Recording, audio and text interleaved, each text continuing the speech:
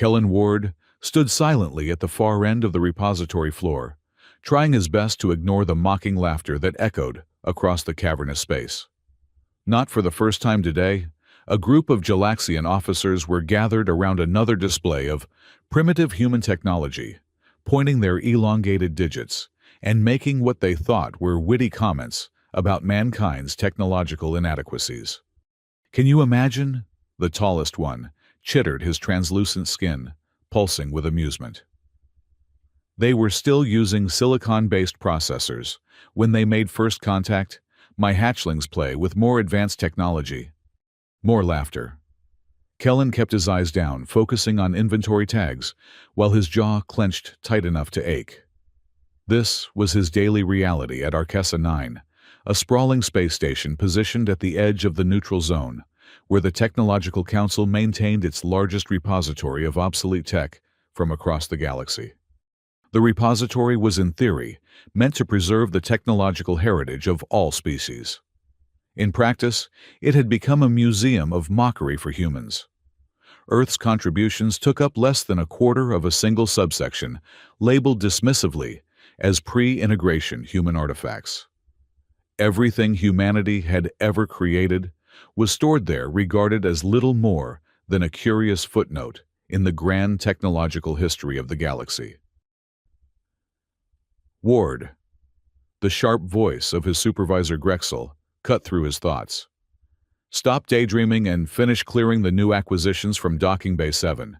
The Council representatives will be touring tomorrow." The thin, gray-skinned Morvellian was always especially curt with him, the only human on staff. Kellen straightened his back, ignoring the dull pain from hours of cataloging. "Yes, Supervisor. I'll have it complete by end of cycle." Grexel gave him what passed for a sneer among his species. "See that you do. And remember, these artifacts need proper categorization. Don't let your emotional attachments to your species' primitive creations cloud your judgment again." Kellen nodded stiffly, knowing exactly what Grexel was referring to. Last month, he'd suggested that a recovered Earth satellite from the early diaspora period be displayed alongside contemporary alien tech, rather than being relegated to the quaint historical curiosities section. His recommendation had been met with derision from the entire department. As Grexel moved away, Kellen grabbed his datapad and made his way toward Docking Bay 7. The corridors of Arquessa 9 were a marvel of alien engineering, a seamless blend of organic and synthetic materials that seemed to breathe and pulse with activity. It would be beautiful if it didn't constantly remind him of humanity's place in the galactic hierarchy. Earth had joined the interstellar community about a century ago, but humans were still treated as technological infants. The story told across the galaxy was consistent.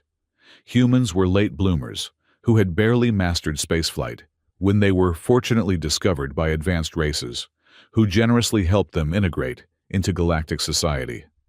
The unspoken implication was always clear. Be grateful we found you before you destroyed yourselves with your primitive ways. Docking Bay 7 was littered with crates of various sizes, each containing items deemed obsolete or historically significant by the Council. Kellen's job was to sort catalog and direct them to appropriate storage. Most would never be displayed, simply archived in the vast underground vaults beneath the station. He scanned the first crate, and his datapad displayed its contents: cellular communication devices, Vesperian, circa 900 standard years. Kellen recognized the bulky shapes inside, similar to technology humans had used in their early space exploration days.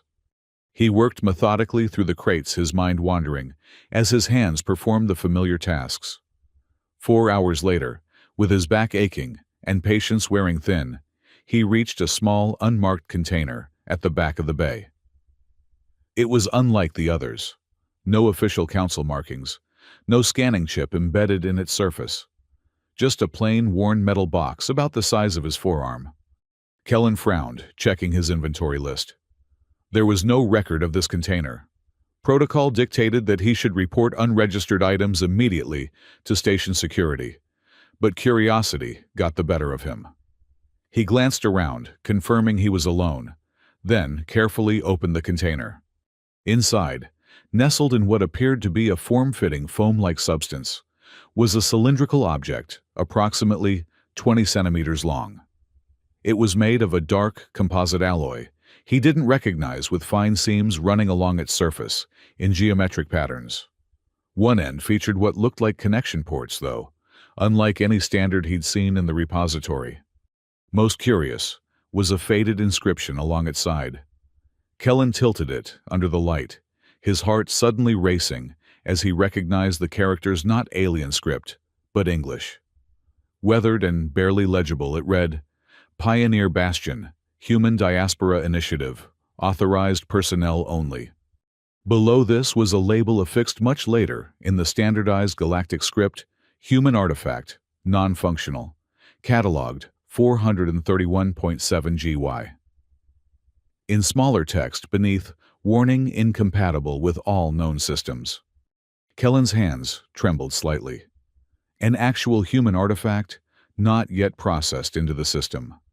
And not just any artifact, something that referenced the diaspora humanity's first major push into deep space centuries ago. The history texts claimed it had been a desperate failed attempt that had required alien intervention to save the few remaining human explorers. Without fully understanding why, Kellen made a split-second decision. He slipped the cylinder into his utility pocket and sealed the empty container, marking it in the system as empty, mislabeled container.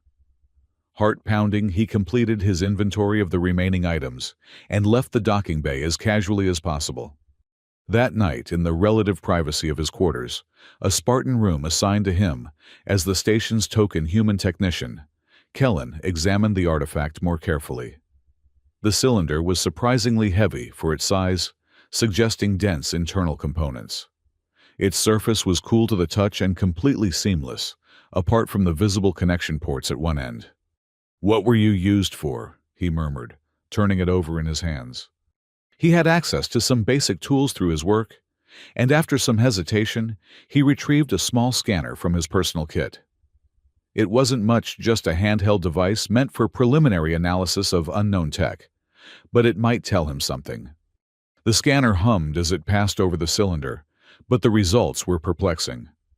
According to the readings, the object contained no power source, no circuitry, and no data storage mechanisms that the scanner could detect. It registered simply as an inert piece of metal, which Kellen knew couldn't be accurate given its weight and design. "You're shielded somehow," he concluded, setting the scanner aside. He studied the connection ports again. They didn't match any configuration he recognized from his work or his studies of Earth's technological history. But there was something tantalizingly familiar about them, like a word on the tip of his tongue. On impulse, he pressed his thumb against the largest port. Nothing happened. He tried various combinations of pressure points along the cylinder's surface, still with no response. Frustrated, he set it down on his desk and leaned back in his chair. "Authorized personnel only," he repeated from the inscription.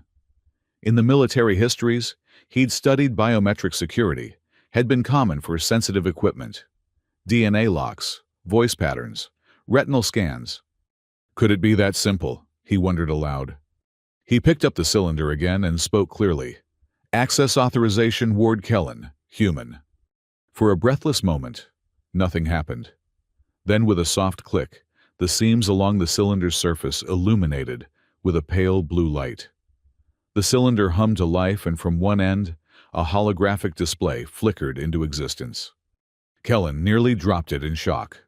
The hologram stabilized into a simple interface with text, English text.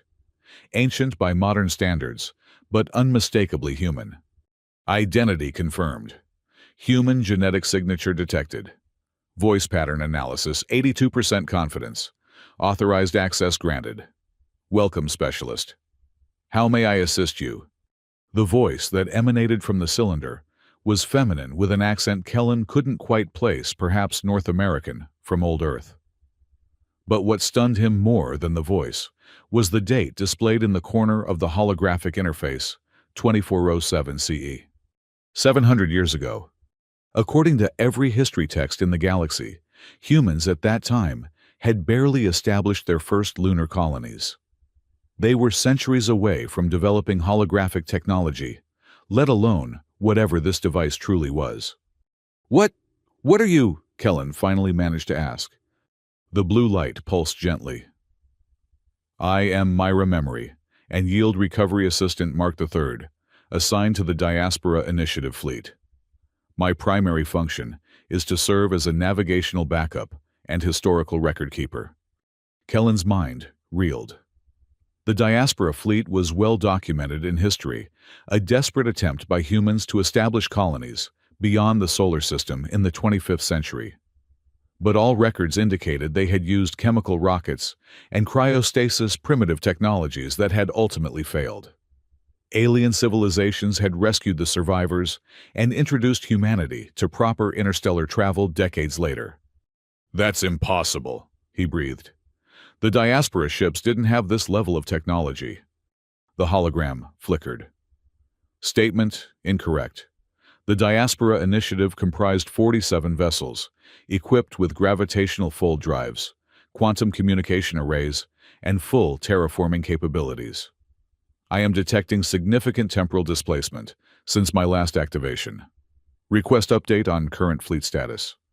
Kellen sank back into his chair, his world tilting on its axis. If this AI was telling the truth, then everything he knew about human history was wrong. The implications were staggering. "Myra," he said carefully, "what year do you believe it is?" "My internal chronometer ceased function during dormancy. Last recorded date was September 17, 2407. Please provide current date for synchronization." It's the year 3142 by the old Earth calendar. You've been dormant for over 700 years. The hologram flickered again, patterns of light shifting rapidly, as if processing this information. Temporal displacement verified. Initiating historical reconciliation protocols. A pause. Warning, data corruption detected in long-term memory banks. Historical records may be incomplete. Kellen leaned forward eagerly. "Myra, what exactly was the Diaspora Initiative? Not what the history books say, but what it actually was." The Diaspora Initiative was humanity's third major interstellar colonization program, following the successful establishment of the Proxima and Tau Ceti settlements. It represented the most ambitious expansion of human territory, with 47 ships targeting star systems up to 300 light-years from Earth. Kellen's breath caught. Third colonization program. We had already established colonies before the Diaspora. Affirmative. First extrasolar human settlement was established on Proxima Centauri b in 2331, following the development of the Alcubierre-Morrison drive in 2312. The room seemed to spin around him. Humans had achieved faster-than-light travel nearly a century before the Diaspora, according to this AI. If true, it meant humans had been an interstellar species for over 800 years long before their so-called discovery by the galactic community. "Myra, what happened to these colonies? To the technology? Why isn't any of this in our historical records?" The hologram dimmed slightly. Data corrupted. Last recorded communications indicate conflict with non-human intelligent species designated as the Council. Warning protocols initiated across all colonies. Final directive logged from Earth Command. Initiate retreat protocol. Hide all advanced technology. Bury the truth until humanity is ready. Further data unavailable. Kellen sat in stunned silence. The Council, the very same technological council that now ruled the galaxy and relegated humans to second-class status, had apparently engaged in some kind of conflict with humanity centuries ago. And humans had deliberately regressed, hidden their true technological capabilities. It seemed incredible, yet the evidence was literally glowing in his hands. "Myra, what exactly are you? I mean this physical device I'm holding." This unit is a navigational encryption router from the Diaspora vessel, HSS Prometheus. I am the Integrated Assistant Intelligence. The device contains star charts, communication protocols, and access codes for all known human settlements, as of 2407. The implication hit him like a physical blow. He was holding a map to lost human colonies, perhaps even to caches of advanced human technology that had been hidden away for centuries. A sudden noise in the corridor outside his quarters made him jump. Quickly, he spoke to the cylinder. "Myra, deactivate and secure." The hologram vanished instantly, and the blue lights faded. The cylinder once again appeared to be nothing more than an inert piece of metal. Kellen slipped it under his pillow, just as his door chimed. "Yes," he called, trying to keep his voice steady. The door slid open to reveal Grexel, his supervisor, flanked by two security officers, one Galaxian and one Morvellian. "Ward Grexel said coldly, the inventory system flagged an anomaly in your processing today. An empty container that was supposedly shipped here, fully loaded." Kellen's heart hammered against his ribs. "It was empty when I found it. I assumed it was a clerical error." "Perhaps," Grexel's vertical pupils narrowed. "Or perhaps you've taken to collecting souvenirs. You wouldn't be the first employee to find certain artifacts tempting." "I've done nothing wrong," Kellen said, struggling to keep his voice even. "Then, you won't mind if security performs a standard quarters inspection." It wasn't really a question. "Of course not." Kellen stood, gesturing around the small room. "Be my guest." For the next 20 minutes, Kellen watched in silent tension as the security officers methodically searched his quarters. They scanned every surface, checked inside every container, and even ran their detectors along the walls, looking for hidden compartments. All the while, the cylinder remained tucked beneath his pillow, a lump that seemed to Kellen must be painfully obvious. Yet somehow the guards passed over it repeatedly. Their scanners showed nothing when swept across his bed. It was as if the cylinder was undetectable. Finally, Grexel seemed satisfied. "It appears you're clean, Ward. See that it stays that way. Remember, handling unprocessed artifacts is a serious breach of protocol." After they left, Kellen let out a long, shaky breath and retrieved the cylinder. Somehow, it had shielded itself from detection technology, far beyond anything humans supposedly possessed, even now, let alone 700 years ago. "Myra," he whispered, "activate secure mode." The cylinder hummed to life again, but this time the hologram was much dimmer, barely visible in the darkened room. "Stealth protocols active." Myra's voice was now just above a whisper. "This unit detected scanning attempts and initiated countermeasures." "They couldn't see you," Kellen said, amazed. "Their scanners didn't register anything." "This unit is equipped with quantum distortion fields designed to evade detection by all known sensor technologies, as of 2407. Still effective 7 centuries later, Kellen thought with a surge of pride that surprised him. Whatever humans had created then was still beyond current alien technology. "Myra, I need to know more about what happened, why humans hid their technology, why we retreated. And most importantly, is there anywhere I can go to find proof of all this? Something to confirm what you're telling me is real." The hologram shifted, displaying what appeared to be a star map. "This unit contains coordinates to Pioneer Bastion Emergency Repository of human technological and historical records.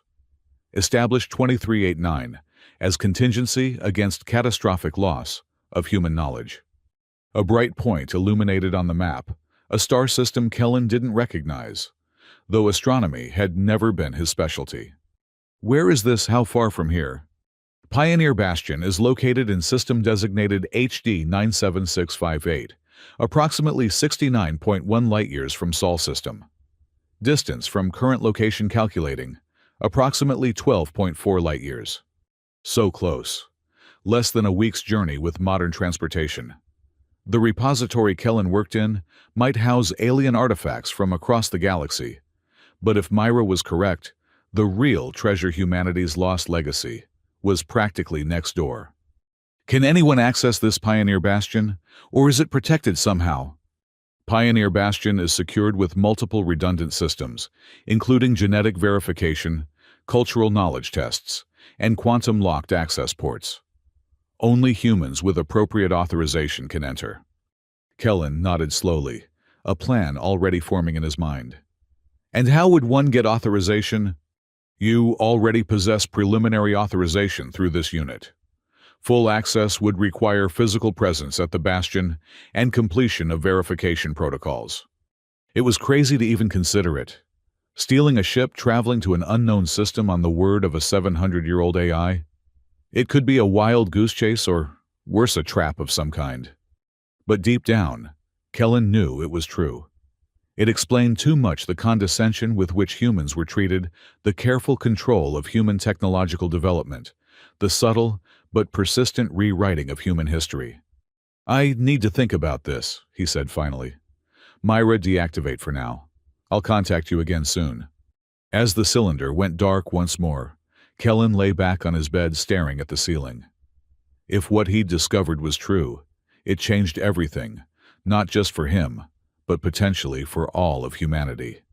The next morning, Kellen reported to work as usual, the cylinder safely hidden in a modified compartment he'd created in his uniform's utility belt. He felt simultaneously terrified and exhilarated. Every passing alien seemed to be watching him, yet none could possibly know what he carried, what he now knew. His assignment for the day was routine inventory verification in subsection 42G, a dusty corner of the repository that housed miscellaneous communication devices from a dozen different species. Perfect for what he needed: solitude and access to communication systems. Once there, he carefully extracted an old Nerine communication relay, a device small enough to fit in his palm, but powerful enough to transmit encrypted messages across vast distances. The Nerine were known for their paranoia and their resulting expertise in secure communications. As he worked, he kept Myra active in stealth mode, softly asking questions about human history, the real history. What he learned was staggering. Humans had achieved faster-than-light travel nearly 9 centuries ago. They had established colonies on 17 worlds across what was now Council space. They had developed technologies that rivaled, or exceeded, those currently used by the most advanced Council species. And then, around 2410, something had happened. A conflict with the early Technological Council, then just a loose alliance of species concerned about humanity's rapid expansion. Details were frustratingly vague in Myra's corrupted memory, but the outcome was clear. Rather than fight a potentially devastating war, human leadership had made the incredible decision to retreat, to hide their true capabilities, to bury their advanced technology, and play the role of a young, developing species. But why? Kellen whispered as he worked. Why would we give up everything we'd built? Partial records suggest a strategic decision, Myra replied softly. Human analysis indicated that technological superiority would lead to immediate conflict with numerically superior forces. Long-term survival probability was calculated at 12.7% in open conflict scenario versus 89.3% in strategic regression scenario. It had been a choice to survive then, to play the long game. But somewhere along the way, the truth had been lost, buried so deeply that even humans themselves had forgotten their true heritage. By midday, Kellen had modified the Nerine relay to broadcast on an old human frequency that Myra assured him would be unmonitored by current Council systems. He composed a careful message, addressing it to the few human settlements where he might find sympathetic ears. But before he could send it, alarms blared throughout the repository. Red emergency lights flashed along the corridors, and the station's AI announced in multiple languages, "Security alert. Unauthorized technology activation detected in Section 42. All personnel clear the area. Security teams respond immediately." Kellen froze. Somehow, they detected either Myra or his tampering with the relay. He had minutes, perhaps seconds, before security arrived. Abandoning the relay, he grabbed Myra and ran towards the nearest maintenance shaft, one of the few areas of the station with minimal surveillance. His mind raced through his options, none of them good. He couldn't return to his quarters. They'd be searching there first. He couldn't reach the public docking bays without passing through multiple security checkpoints. He needed help, and there was only one person on the station who might possibly provide it. Navigating through the maintenance tunnels, Kellen made his way to the private research laboratory of Laskor, a Nerine xenotechnologist who had always treated him with unusual respect. Unlike most aliens, Laskor seemed genuinely interested in human perspectives and had occasionally engaged Kellen in thoughtful conversations about Earth's history. Kellen had always sensed something different about the tall, silver-skinned alien, a kind of quiet skepticism about council orthodoxy that mirrored his own doubts. He reached the lab and pounded urgently on the door. After a moment that stretched into eternity, it slid open, revealing Laskor's surprised face, a delicate arrangement of silvery features and large opalescent eyes. "Ward, what are you—" "Please," Kellen interrupted breathless from his flight through the tunnels. "I need help. They're looking for me. I've found something. Something that changes everything we thought we knew about human history." Laskor hesitated only briefly before stepping aside. "Come in, quickly." Once inside, Kellen explained everything in a rushed, desperate torrent of words: the cylinder Myra, the truth about humanity's technological past, the coordinates to Pioneer Bastion. He expected disbelief, perhaps even alarm. Instead, Laskor listened with growing excitement. "I knew it," the Nerine said when Kellen finished. "I've studied anomalies in technological development across species for decades. Humanity's historical timeline never made sense. Too many gaps, too many inconsistencies." "You believe me?" Kellen asked, stunned. "I suspected something like this, though not the full extent." Laskor moved to a secure terminal and began typing rapidly. "The Council's narrative about humanity has always been too convenient, too neat. Species don't develop in such predictable patterns. There are always spurts of innovation, regressions, rediscoveries." On the screen, Laskor pulled up an old file, what appeared to be fragments of a recovered human data storage device. "I found this years ago in a private collection. It contains references to human colonies that supposedly never existed, technologies humans supposedly never developed. I've kept my research secret. The Council does not look kindly on those who question official histories." Hope surged in Kellen's chest.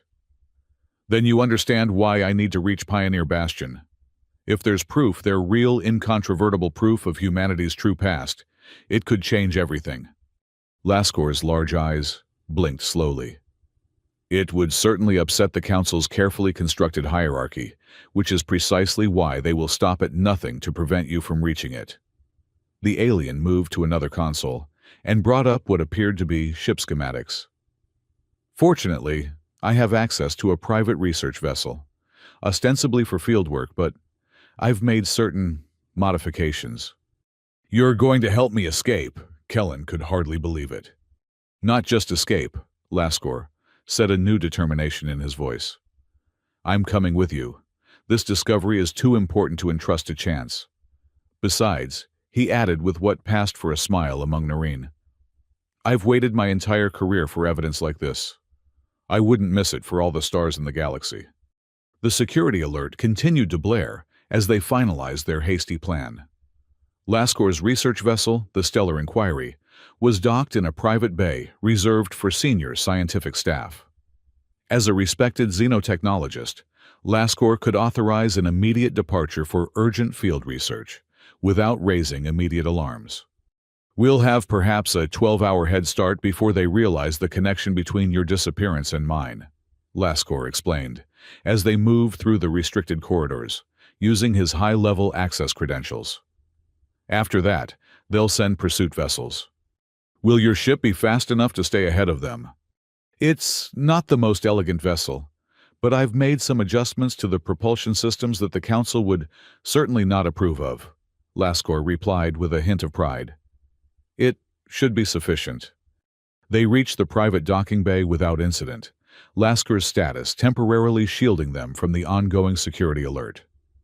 The Stellar Inquiry was smaller than Kellen had expected, a sleek craft designed for a crew of 3 or 4 at most. "It's perfect for our needs," Laskor assured him, noting his expression. "Small enough to be overlooked, large enough for extended travel." As they boarded, Kellen felt a mixture of terror and exhilaration. He was about to become a fugitive from the most powerful organization in known space. On the word of a 700-year-old AI and an alien scientist he barely knew. Yet the alternative, returning to his life of quiet submission, knowing what he now knew, was unthinkable. Laskor moved to the bridge and began the launch sequence while Kellen strapped himself into the co-pilot seat. Through the viewports, he could see the massive interior of Arquessa 9's docking bay, a cavernous space filled with vessels of various sizes and designs. "Stellar inquiry to Arquessa Control," Laskor said calmly into the communication system. "Requesting immediate departure for priority research mission authorization, Laskor Epsilon 97. A brief pause, then a disembodied voice replied, "Authorization confirmed, stellar inquiry. You are cleared for departure. Be advised, security alert is in progress. Non-essential travel is discouraged. Acknowledged control. Research priority overrides current alert status. Preparing for departure."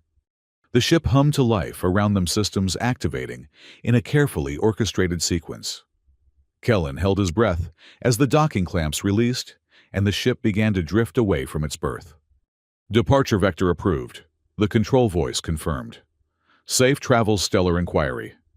Laskor's long fingers danced across the controls, and the ship accelerated smoothly toward the massive bay doors that were now sliding open to reveal the star-speckled blackness of space beyond. "That was too easy," Kellen murmured. "The advantages of rank and reputation," Laskor replied, though tension was evident in his voice. "But you're right to be suspicious. We're not clear yet." As if summoned by his words, the communication system crackled again. "Stellar inquiry. This is Arquessa Security. Hold position for inspection before departure. Repeat, hold position." Laskor's response was immediate and unexpected. Instead of slowing, he slammed the controls forward, and the ship surged toward the still opening bay doors. "Apologies, Arquessa Security," he said into the comm, his voice still remarkably calm. "Critical research timing cannot accommodate delay. We'll submit to inspection upon return."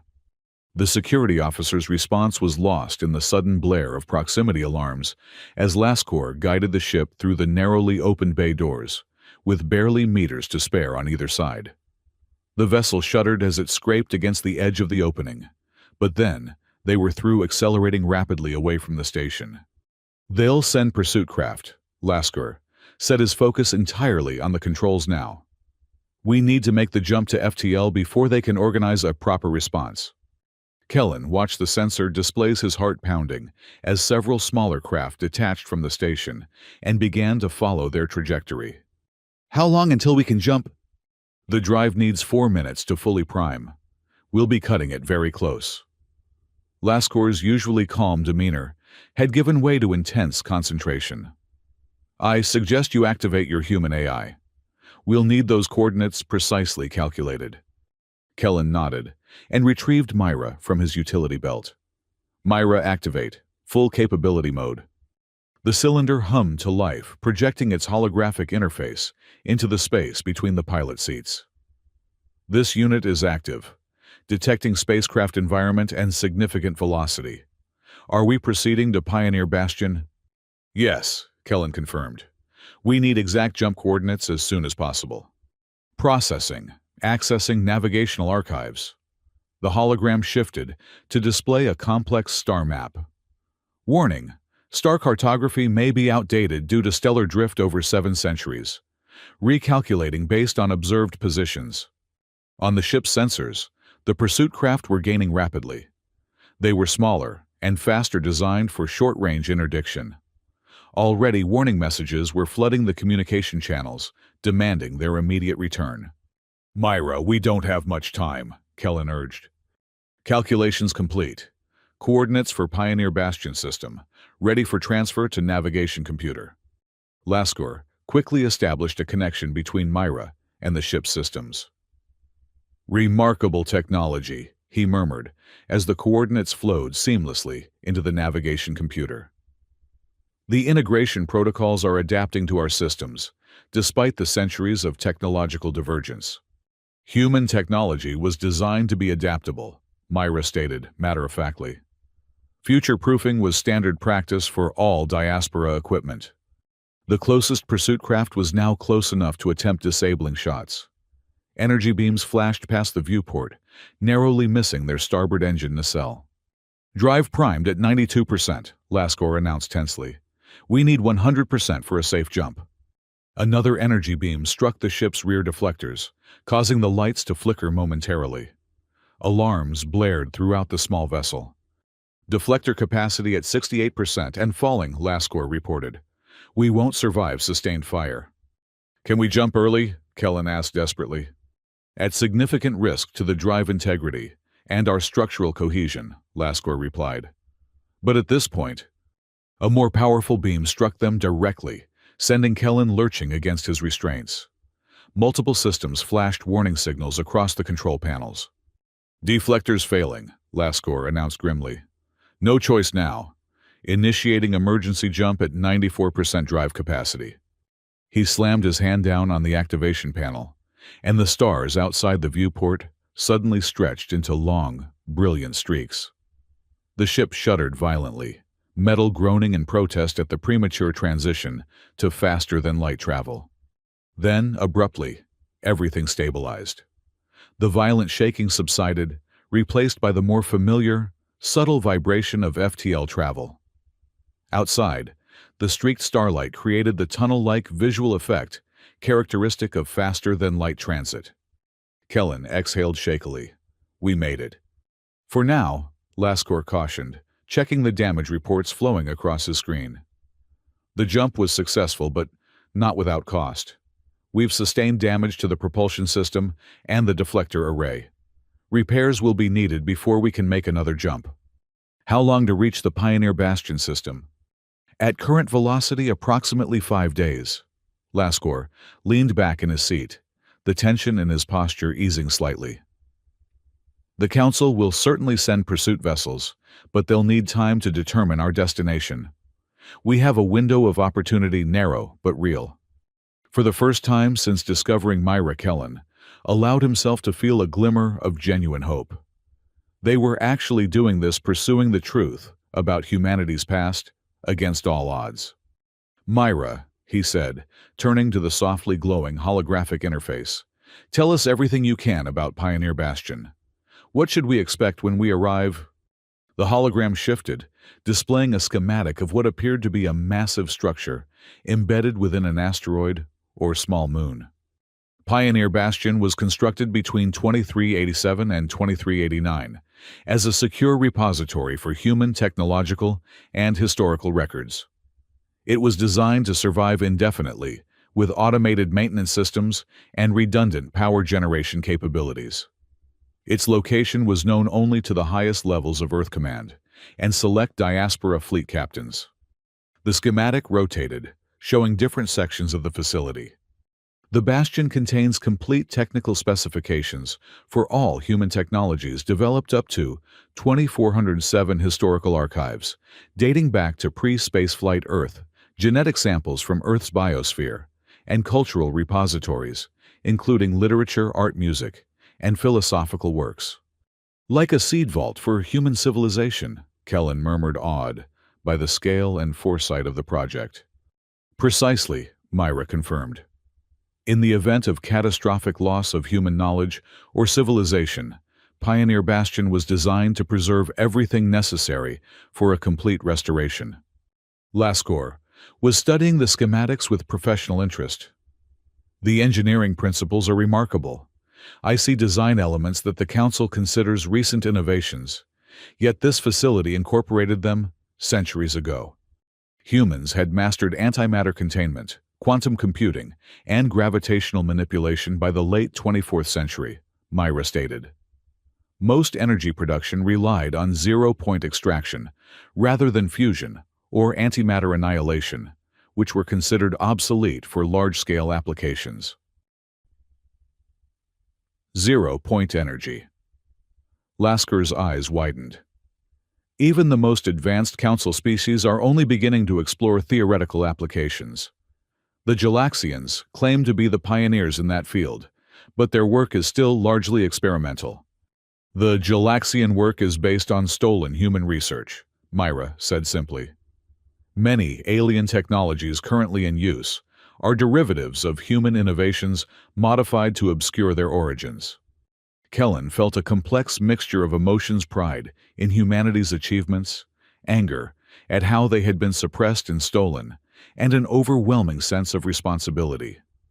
If all this was true, then the discovery of Pioneer Bastion could fundamentally reshape the balance of power in the galaxy. What about defenses? He asked, the practical concern suddenly occurring to him. If Pioneer Bastion was built to protect human knowledge, it must have systems to prevent unauthorized access. Affirmative. The Bastion is equipped with multiple defensive systems, including automated sentry platforms, energy shields, and hostile environment generators. However, all defensive systems are programmed to recognize and admit authorized human personnel. And you can provide that authorization? Laskor asked. This unit contains the necessary access codes and authentication protocols.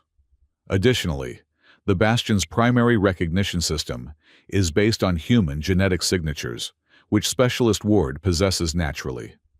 Kellen nodded slowly, processing this information. So, if we can reach the Bastion before the Council catches up to us, we should be able to gain access. And what then? Laskor asked quietly. What do you hope to achieve, Kellen Ward? The truth about human history is significant, certainly, but what will you do with it? It was a question Kellen had been avoiding since his discovery. The implications were too vast, the potential consequences too unpredictable. But now, faced with Laskor's direct inquiry, he found his answer forming with surprising clarity. The truth deserves to be known, he said simply. Not just by humans, but by every species in the galaxy. For centuries, the Council has maintained its power through control of information and technology. They've rewritten history to serve their purposes, kept species like mine subservient through carefully managed ignorance. He gestured to Myra's holographic display. If even half of what Myra has told us is true, then humanity's legacy has been stolen, not just from humans, but from the entire galaxy. Technologies that could have benefited everyone have instead been hoarded or suppressed to maintain the Council's dominance. Laskor considered this thoughtfully. You're suggesting a fundamental restructuring of galactic power dynamics. The Council won't surrender their position easily. There would be resistance, possibly violent. I'm not suggesting war, Kellen clarified. Just truth. Information freely shared. Let every species decide for themselves what to make of it. A noble sentiment, Laskor observed, though perhaps somewhat naive. Truth is rarely separated so easily from power. Before Kellen could respond, an alarm sounded from the ship's communication system.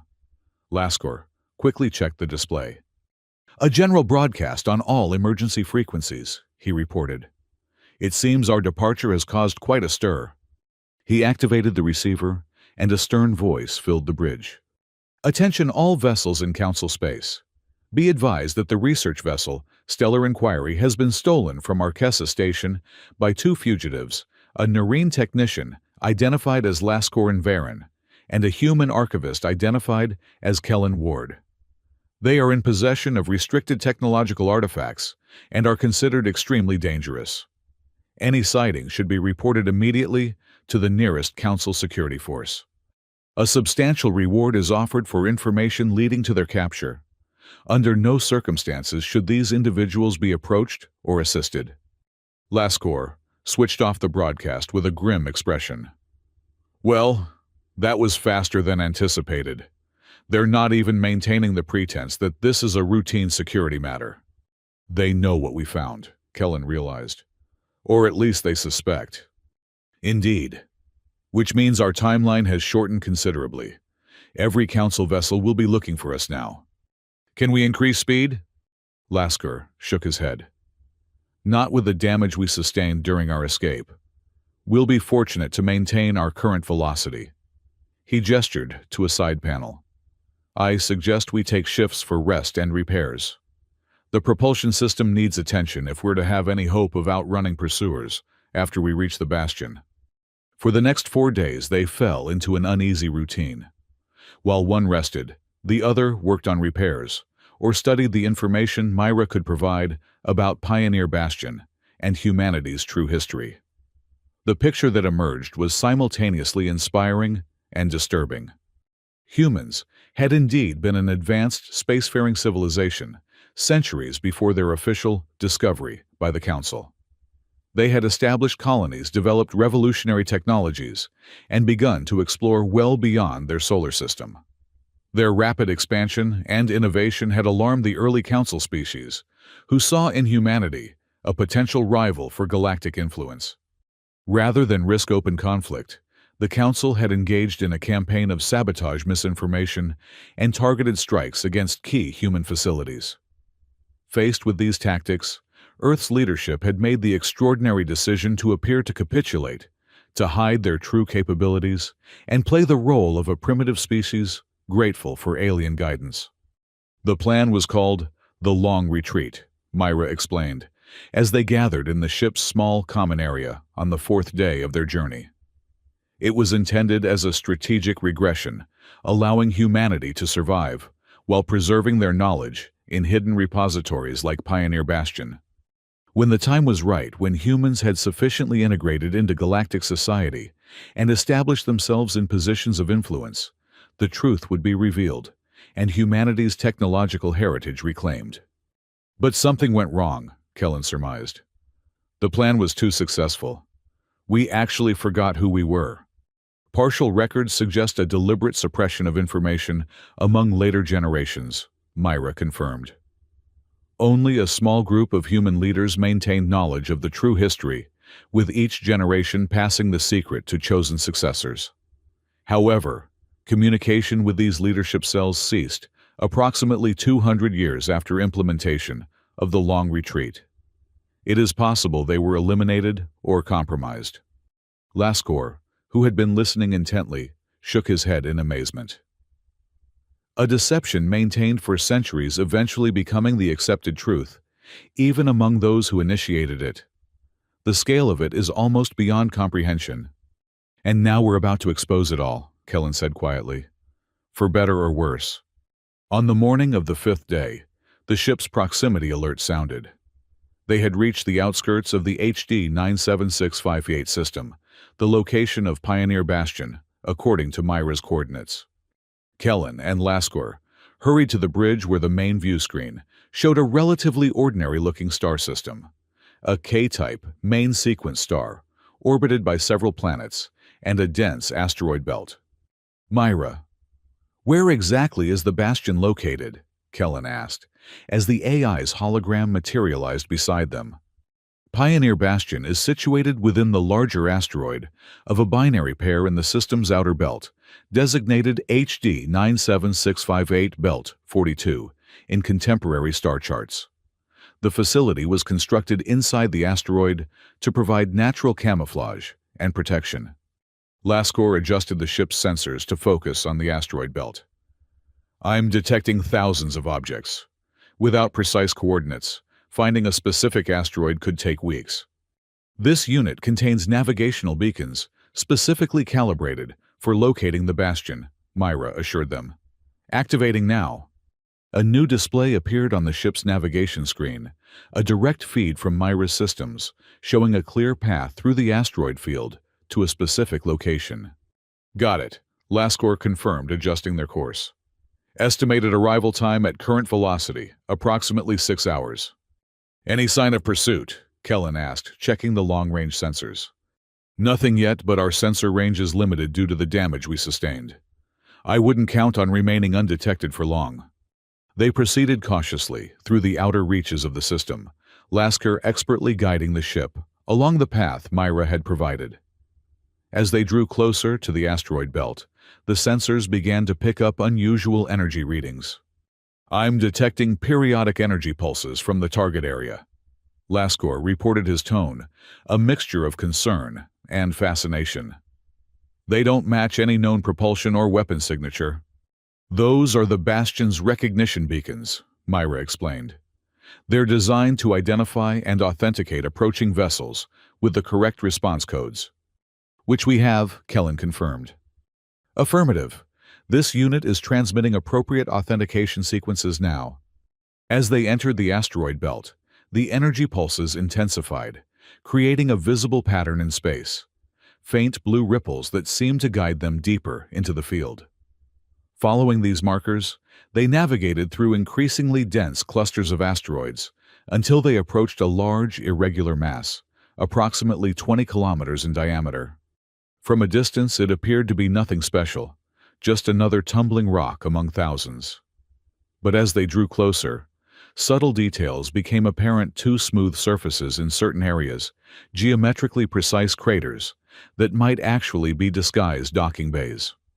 There, Kellen pointed to a particularly regular feature on the asteroid's surface, a deep crevasse that ran for several kilometers along one face. That doesn't look natural. Confirmed, Myra said. That is the primary access corridor for Pioneer Bastion. The facility occupies approximately 60% of the asteroid's interior volume. Laskor guided the ship toward the crevasse, which widened as they approached. The energy pulses now formed a clear path into the darkness of the opening. I'm detecting atmospheric containment fields activating ahead, he reported. And there appears to be some kind of automated guidance system engaging with our navigation controls. Allow the Bastion systems to assume navigational control, Myra advised. The approach corridor has numerous security measures that could damage the ship if traversed incorrectly. Laskor hesitated briefly. Relinquishing control went against all his training and instincts, but then nodded and deactivated the manual navigation systems. Immediately, the ship adjusted its course slightly, proceeding more deeply into the crevasse at a measured pace. The darkness around them gradually gave way to soft illumination, as hidden lights activated along the walls of the passage. After several minutes of careful progress, the corridor opened into a vast internal cavern, a hollowed-out space within the asteroid that could have housed dozens of vessels the size of the Stellar Inquiry. At the center of this space stood a structure that took Kellen's breath away, a massive installation built directly into the asteroid's interior surface, its architecture unlike anything he had seen before. It combined elegant curves with practical functional elements in a way that seemed both futuristic and ancient. Soft blue lights pulsed along its surface, creating patterns that mirrored those guiding their ship. Pioneer Bastion, Myra announced simply. Primary Human Technological Repository established 2389. The ship was drawn toward a docking platform that extended from the main structure. As they approached, more systems began to activate throughout the facility: lights coming to life in previously dark sections, mechanical components moving as if waking from a long slumber. The Bastion is responding to our presence, Myra explained. Automated systems are reactivating after centuries of dormancy. With remarkable precision, the guidance system locked their ship into a docking clamp. Environmental readings confirmed that the platform had pressurized around them, providing a breathable atmosphere. I'm detecting standard Earth normal conditions outside, Laskor reported, sounding impressed. Temperature, pressure, atmospheric composition, all perfectly maintained, despite centuries of isolation. The Bastion was designed to operate indefinitely, Myra reminded them. Self-sustaining power systems, automated maintenance routines, and redundant life support were all standard features. Kellen stared through the viewport at the structure before them, a strange emotion welling in his chest. This was humanity's legacy, not the pitiful scraps of primitive technology mocked by aliens at Arquessa 9, but a marvel of engineering that had survived and functioned flawlessly for 7 centuries without human intervention. We should proceed to the primary access point, Myra suggested. Full facility activation requires direct human genetic authentication at the central core. They gathered their essential equipment and prepared to disembark. Laskor insisted on bringing several scientific instruments to document their discoveries, while Kellen made sure Myra was securely attached to his utility belt. As the airlock cycled and the outer door opened, They were met with a rush of surprisingly fresh air, cool, and slightly metallic but entirely breathable. A short walkway extended from the docking platform to an entrance in the main structure, illuminated by the same soft blue lighting that seemed to be a signature feature of the facility. "I must warn you," Myra said as they prepared to cross, "that while this unit contains authorization codes, final authentication will require direct genetic verification from Specialist Ward. The Bastion's security systems may view Technician Laskor as a potential threat due to his non-human genetic profile." Laskor nodded unsurprised. "I anticipated as much. I'm prepared to remain behind if necessary." "That won't be necessary," Kellen said firmly. "Myra, is there any way to designate Laskor as an authorized guest or ally?" The hologram flickered briefly. "There is a provisional protocol for non-human allies. This unit can transmit appropriate authorization codes, but final acceptance will still depend on Central Core verification." They proceeded across the walkway and reached the entrance, a massive door that looked like it could withstand a direct asteroid impact. As they approached, a panel beside the door illuminated, displaying what appeared to be a hand scanner. "Genetic verification required," Myra stated. "Specialist Ward should place his hand on the scanning surface." Kellen stepped forward and pressed his palm against the cool surface. For a moment, nothing happened. Then a warm sensation spread through his hand as the scanner activated and the panel glowed green. "Human genetic profile confirmed," announced a new voice deeper than Myra's, with a formal, almost ceremonial tone. "Welcome to Pioneer Bastion Human Representative. It has been 732 years, 47 days, and 18 hours since the last authorized access." With a deep, resonant hum, the massive door began to slide open, revealing a brightly lit corridor beyond. "Please proceed to the Central Core for complete facility activation and status briefing," the voice continued. "Non-human entity detected in your party. Provisional access granted pending final authorization." They stepped through the doorway into a corridor that seemed to stretch deep into the heart of the facility. The architecture was both functional and aesthetically pleasing: smooth walls, with subtle geometric patterns, comfortable dimensions, and that same omnipresent blue lighting. "The aesthetic is distinctly human," Laskor observed as they walked, "yet unlike any human design paradigm I've studied. It feels timeless." Standard Diaspora Initiative. Architectural principles focused on creating spaces that remained psychologically comfortable for humans across extended time periods, Myra explained. The goal was to reduce cognitive fatigue and maintain optimal psychological health during long-duration missions.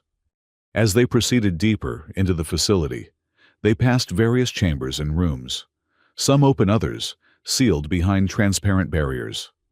Kellen caught glimpses of laboratory storage areas filled with unfamiliar equipment and what appeared to be living quarters.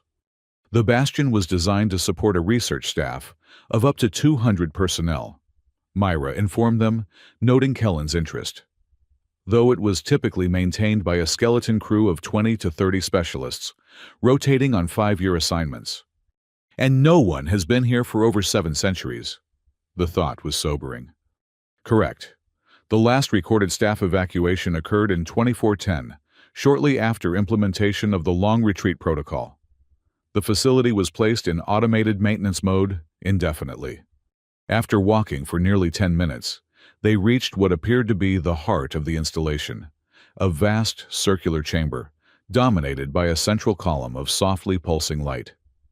Around the perimeter were arranged dozens of workstations, each featuring displays and control interfaces unlike anything Kellen had seen before. "The Central Core," Myra announced. "Primary command center for all Bastion operations and main repository of human historical and technological data." As they entered, the entire chamber seemed to come alive around them. Displays activated, holographic interfaces materialized, and the central column of light intensified, casting the room in a warm glow. "Final authentication required," the facility's voice announced. "Please approach the central interface." Kellen moved toward a raised platform at the base of the light column, where a simple console awaited. Following Myra's guidance, he placed both hands on the smooth surface and stared into a scanning beam that emerged from the console. "Human identity confirmed," the voice declared after a moment. "Genetic profile indexed as Ward Kellen Thomas. Lineage traced to Earth. North American zone-specific ancestry, 76%. Western European, 12% East Asian, 8% Sub-Saharan African, 4% Indigenous American. Authentication complete." The light column suddenly expanded, filling the chamber with a complex three-dimensional display, a vast network of interconnected data points surrounding a detailed representation of the Milky Way galaxy. "Pioneer Bastion now fully activated," the voice continued. "All systems operational at 92% efficiency. Minor degradation in tertiary storage systems noted, but non-critical. How may the Bastion assist you, Specialist Ward?" Kellen stood transfixed by the beauty and complexity of the display around him. It took him a moment to find his voice. We need to know the truth. About human history, about our technology, about what really happened with the Council. Everything that was hidden." "Request acknowledged," the voice responded. "Initiating historical briefing protocol. Please be advised that full historical database contains approximately 8.2 petabytes of information. Would you prefer a summarized overview or specific information domains?" "Start with an overview," Kellen decided. "Focus on the key events leading to the long retreat and its aftermath."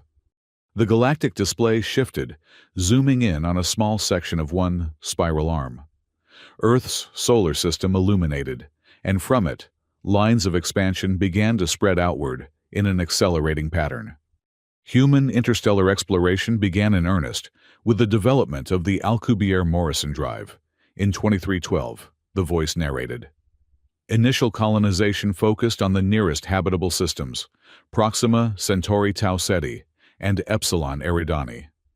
By 2350, 17 permanent human colonies had been established within a 50-light-year radius of Sol system. The display showed these colonies as bright points of light, with smaller lines indicating trade routes and communication networks between them. First contact with non-Earth intelligent species occurred in 2356, near HD 4307. Initial relations were cautious, but peaceful. By 2370, humans had established diplomatic and trade relationships with 7 distinct alien civilizations. New points of light appeared in different colors to represent alien worlds. Lines of communication extended between these and the human colonies, creating a complex network. Human technological development during this period proceeded at an unprecedented rate. Breakthroughs in quantum physics materials, science, and computational theory led to innovations including zero-point energy extraction, gravity manipulation, and early forms of consciousness transfer. Images of various technologies appeared, devices and systems that looked far more advanced than anything currently used in Council space. However, by 2385, tensions had begun to emerge with certain alien factions concerned about the pace and scope of human expansion. These factions would eventually form the early Technological Council, ostensibly to regulate technology sharing and prevent dangerous innovations, but in practice to contain human influence. The alien points of light in the display began to cluster together, forming a distinct block separate from the human network. In 2404, the situation deteriorated rapidly following the Henderson incident, an alleged attempt by humans to deploy autonomous terraforming systems in a disputed system.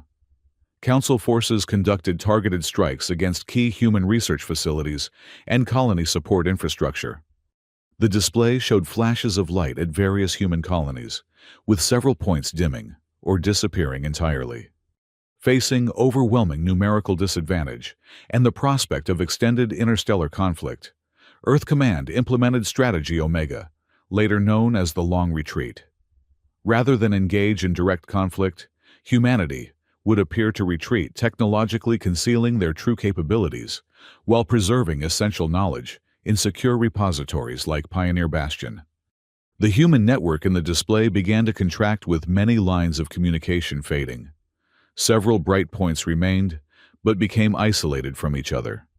The strategy included a deliberate campaign of misinformation, allowing council species to believe they had rescued struggling human colonies and introduced humans to proper interstellar travel.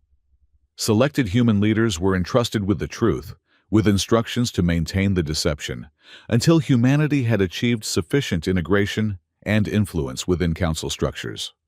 The display shifted to show human representatives appearing within council institutions, gradually increasing in number over time. The final phase of the plan called for a coordinated revelation once humans held key positions throughout council space, a moment designated as Renaissance Dawn, that would reintroduce humanity's true legacy to the galaxy from a position of established strength rather than isolation. But it never happened, Kellen said quietly. The revelation never came. Correct, the voice confirmed. Communication with leadership cells ceased approximately 200 years after implementation of the long retreat. Monitoring systems detected evidence of targeted memory suppression technologies deployed against human populations, suggesting the Council discovered the deception and took measures to ensure it became permanent. Laskor, who had been watching the display with fascinated attention, shook his head in amazement. The scale of this deception, both humanity's and then the Council's counter-deception, it's beyond anything I imagined possible. But now we know, Kellen said, his voice strengthening. And we can tell others. Humans and non-humans alike deserve to know the truth. He turned to address the Bastion directly. Is there a way to transmit this information to share it beyond this facility? Pioneer Bastion maintains a dormant network of communication satellites throughout former human space, the voice replied. These satellites were designed to remain inactive until receiving specific activation codes from this facility. Once activated, they are capable of broadcasting on all standard communication frequencies used within Council space. And they're still operational after all this time, Laskor asked skeptically. Bastion monitoring systems indicate 84% of the satellite network remains functional. Sufficient coverage exists to ensure transmission to all major Council worlds and approximately 72% of secondary settlements. Kellen felt a surge of excitement. Then we can do it. We can reveal everything, the historical records, the technological specifications, all of it. I urge caution, Laskor interjected. While I believe this information should be shared, doing so indiscriminately could have catastrophic consequences. Consider the impact on billions of beings who have lived their entire lives under the Council's version of history. Consider the potential for conflict, for chaos. Kellen paused, considering Laskor's words. The Nareen was right, of course. Simply dumping 7 centuries of suppressed history and technology onto an unsuspecting galaxy could create more problems than it solved. What if we start smaller? He suggested after a moment. Not the full technological database, but the historical records proof that humans were an advanced civilization before the Council claimed to discover them. Evidence of the deception, but not necessarily the means to immediately overturn the current power structure. Laskor nodded slowly. A more measured approach. Allow the information to be verified independently. Let it spread naturally. Give people time to adjust to a new understanding before introducing potentially disruptive technologies. Bastion. Kellen addressed the facility. Can you prepare a historical data package? Focus on the key evidence of human technological development, the formation of the Council, and the implementation of the long retreat.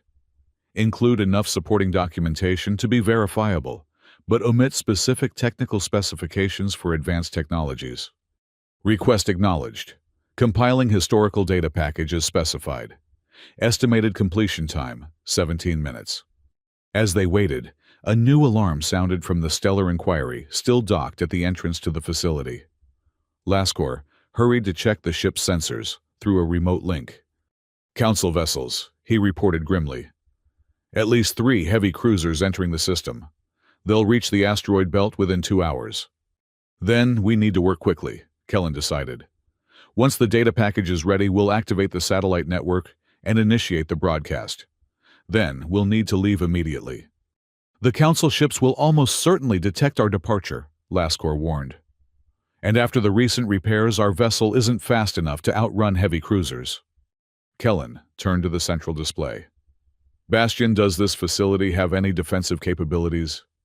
Pioneer Bastion is equipped with comprehensive defensive systems, including energy shields, automated sentry platforms, and environmental manipulation technology. However, these systems were designed to deter unauthorized access, not to engage in sustained combat with modern military vessels. What about transport? Kellen asked. Are there any ships stored here that might be faster than our current vessel? The Bastion maintains 3 Horizon-class scout vessels in secure hangar facilities. These ships were state-of-the-art at the time of the Bastion's establishment, featuring stealth capabilities and advanced propulsion systems. While they have remained in suspended maintenance, there is a 91% probability they remain fully operational. Lascor's eyes widened. That could change our odds considerably. If human stealth technology was as advanced as the historical records suggest, we might be able to slip past the Council forces undetected. The central column pulsed, indicating the completion of the data compilation. Historical data package ready for transmission. Satellite activation codes prepared. Awaiting final authorization. Kellen took a deep breath, feeling the weight of the moment. What they were about to do would irrevocably change the course of galactic history. There would be no going back once the transmission began. Before we proceed, Lascor said quietly, we should discuss what happens after. The Council will deploy every resource to capture us and suppress this information. Even if we escape today, we'll be hunted for the rest of our lives. I know, Kellen acknowledged. But I can't go back to ignorance, to pretending I don't know the truth about my own species' history. Can you? The Nareen scientist considered this, then shook his head. No. Knowledge once gained cannot be truly abandoned. I committed to this path when I helped you escape Arquessa 9. Kellen nodded, then turned back to the Bastion interface. Initiate transmission. Activate the satellite network and broadcast the historical data package to all frequencies. Transmission initiated, the voice confirmed. Satellite network activation signals sent. Estimated time until full network response 12 minutes. Initial broadcasts commencing from nearest functional satellites. Throughout the chamber, displays flashed to life, showing the progress of the activation signals and the subsequent data transmission. It was happening. The truth about humanity's past was being released to the galaxy after centuries of suppression. Bastion, please prepare one of the Horizon-class vessels for immediate departure, Kellen requested, and download copies of all historical and technical data to secure storage devices for us to take with us. Request acknowledged. Preparing Horizon 1 for launch. Data transfer in progress. Lascor moved to one of the peripheral displays, examining the schematics of the Horizon-class vessel, now being prepared for them. Remarkable, he murmured. The propulsion theory alone is decades beyond current Council technology. If this vessel performs as specified, we should be able to outrun any pursuit. Over the next hour, they worked frantically to prepare for departure. The Bastion systems transferred essential historical and technical data to portable storage devices, while Lascor gathered what he could from their original ship. Meanwhile, Kellen worked with Myra to ensure the transmission continued uninterrupted. Satellite network now at 78% activation, the Bastion reported. Initial transmission successfully received and rebroadcast by 142 satellites. Coverage extending to 64% of Council space. The displays showed the spread of the transmission, a wave of information rippling outward from Pioneer Bastion to every corner of the galaxy. Already, there were indications of reception on major Council worlds. Council vessels have entered the asteroid belt, Lascor warned, checking the sensor readings. Estimated time to arrival, 38 minutes. Horizon 1 is prepared and ready for departure, the Bastion announced. All requested data transfers complete. The vessel is accessible via Hangar Bay 3. They gathered their equipment and made their way through the facility to the designated hangar bay. As they walked, Kellen felt a strange reluctance to leave, as if by departing, he might somehow lose connection with this remarkable piece of human heritage. "The knowledge we're taking with us is what matters," Laskor said, seemingly reading his thoughts. "This facility has served its purpose admirably, but its most important function was preserving information for future generations. That's what we're continuing now." The hangar bay contained a sleek vessel, unlike anything Kellen had seen before. The Horizon 1 was approximately twice the size of the Stellar Inquiry, with smooth lines and a dark, almost iridescent hull material that seemed to shift subtly as they approached. "Preparing launch sequence," the Bastion announced as they boarded. "Council vessels now on direct approach to this location. They are broadcasting demands for immediate surrender." The interior of the Horizon 1 was surprisingly comfortable, designed for a human crew, with ergonomic considerations that made Kellen realize how much he had adapted to alien-designed environments over the years. "Control systems are responding to your genetic signature," Myra informed him, as he seated himself at what appeared to be the primary control station. "The vessel recognizes you as authorized crew." Displays illuminated around him, showing ship status navigation options and sensor readings of the surrounding space. The Council vessels were clearly visible now, massive ships methodically searching the asteroid field, drawing ever closer to their location. "Launch when ready," the Bastion's voice came through the ship's communication system. "Defensive systems will provide cover for your departure. Transmission status now at 86% coverage and expanding. The truth is spreading, Specialist Ward. Your mission is already a success." Kellen felt a lump in his throat at these words. "Thank you," he said simply, "for preserving our history, for waiting all these centuries." "It was our purpose," the voice replied. "Good luck, and remember you carry the legacy of humanity with you. Use it wisely." With Laskor secured in the co-pilot position, Kellen activated the launch sequence. The Horizon 1 hummed to life around them, systems initializing with quiet efficiency. The hangar bay doors slid open, revealing the vast internal space of the asteroid once more. Council vessels now firing on the Bastion's outer defenses. Laskor reported monitoring the sensor displays. "Energy shields holding, but they won't last against sustained bombardment." "Then let's not wait around," Kellen said, engaging the propulsion system. The Horizon 1 glided smoothly from the hangar, accelerating with remarkable speed and precision through the cavernous space. As they approached the exit corridor, the Bastion's defensive systems activated energy weapons, emerging from concealed emplacements to target the approaching Council vessels. "Evasive trajectory plotted," Myra announced, now integrated with the ship's systems. "Stealth systems online. Hull composition actively adapting to sensor frequencies used by Council vessels."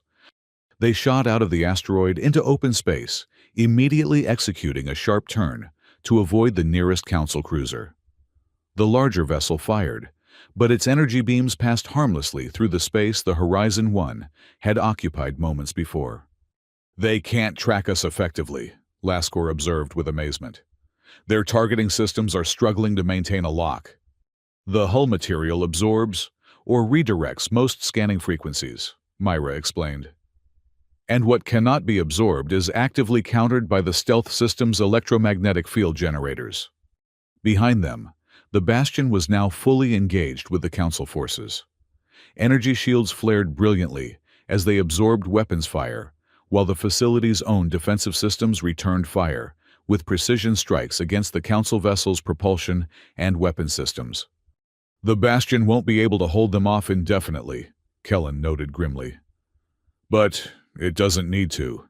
The transmission is already out there, spreading across the galaxy. They can't stop it now." As if confirming his words, the communication system suddenly came alive with a cacophony of signals, thousands of transmissions from across Council space, as the revelations began to ripple through the galactic community. "Unprecedented data breach. Claiming human technology predates Council formation. Evidence appears authentic. suggests systematic historical revision, demanding council response to allegations. They monitored these transmissions as the Horizon 1 accelerated away from the asteroid field, leaving the battle behind. None of the Council vessels attempted pursuit. They were fully occupied with the Bastion's defenses, and likely unaware that anyone had escaped. Setting course for the outer system boundary, Myra announced. From there, we can assess our options for long-term sanctuary. As the ship settled into its course, Kellen finally allowed himself to relax slightly. "It's really happening," he said quietly. "Everything is going to change now." "Indeed," Laskor agreed. "Though the full consequences may take years or even decades to fully manifest. The Council's control is deeply entrenched. It won't be overturned in a day, even with incontrovertible evidence of their deception." "But the seed has been planted," Kellen said. "People will question, investigate, compare notes. The Council can't maintain the lie once people start looking for the truth." The communication system continued to relay a growing storm of transmissions from across the galaxy: confusion, disbelief, anger, excitement. The ripples were spreading faster than even they had anticipated. One particular transmission caught Kellen's attention, a broadcast from a human colony world. Preliminary analysis confirms authenticity of historical data. Human representatives demanding emergency session of Council Assembly to address revelations. Spontaneous gatherings reported in major cities as humans process implications of true heritage. A companion transmission from a Noreen settlement followed. Historical researchers confirm multiple inconsistencies in official Council historical records that are resolved by newly revealed human historical data. Academic consortium calling for independent verification and full disclosure of Council archives. Even more surprising was a broadcast from what appeared to be a Galaxian scientific institute. Engineering principles described in human historical data provide theoretical framework that explains anomalous results in our zero-point research. Further investigation essential. "It's happening faster than I expected," Laskor observed. "The evidence must be more compelling than we realized." The Bastion compiled the most irrefutable portions of the historical record, Myra explained. Documents with multiple verification protocols, technological specifications that can be independently tested, astronomical observations that can be confirmed against current data. It created a package designed to withstand the most rigorous scrutiny. As they reached the edge of the system, the ship's long-range sensors detected a new Development Council military vessels, redirecting from other sectors, converging on transmission sources and key communication hubs. "They're trying to contain it," Kellen noted. "But they're too late. The information is too widely distributed already." "What now?" Laskor asked quietly. "Where do we go from here?" Kellen considered the question, looking at the galaxy map displayed before them, a vast network of stars and worlds, suddenly new and different in light of humanity's rediscovered history. "We keep moving," he decided. "Stay ahead of pursuit while monitoring the impact of the revelations. There are other human repositories out there according to the Bastion records, smaller facilities that might contain specialized knowledge or resources. We find them, learn what we can share, what should be shared." "A noble mission," Laskor observed, "though not without considerable risk."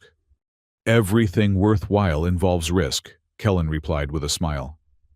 "Besides, now that the initial transmission is complete, we're no longer the only ones who know the truth. Even if we're captured, the knowledge is out there, spreading, growing, being verified independently. That was always the most important thing." As the Horizon 1 prepared for its first interstellar jump, Kellen gazed at the galaxy map with a newfound sense of connection to his species' legacy. Humans weren't the technological infants they'd been portrayed, as they were pioneers who had made a strategic choice to hide their light, only to have the truth buried too deeply for even they themselves to remember. The Council had mocked human technology, dismissed human capabilities, and rewritten human history to serve their own purposes. But now, the truth was emerging. Humanity had been there, first had developed the very technologies the Council now claimed, as their own innovations had expanded into the stars centuries before their supposed discovery. Mocked for being late to the game, Kellen murmured, until the galaxy realized we were the ones who wrote the rules. The Horizon One's engines hummed as they prepared to jump to their first destination, a small, unassuming star system, where, according to the Bastion records, another piece of humanity's legacy waited to be rediscovered. Behind them, the transmissions continued to spread a wave of truth, washing over a galaxy built on centuries of deception. Whatever came next, conflict, reconciliation, or something in between, nothing would ever be the same again. And as they jumped to faster-than-light speed, leaving the Pioneer Bastion and the pursuing Council forces behind, Kellen embraced that uncertainty. For the first time in his life, he felt truly connected to his heritage, not as a member of a primitive, grateful species, but as the inheritor of a legacy far grander than anyone had been allowed to remember. The truth was out there now, spreading like light through darkness, and no force in the galaxy could put it back in the box.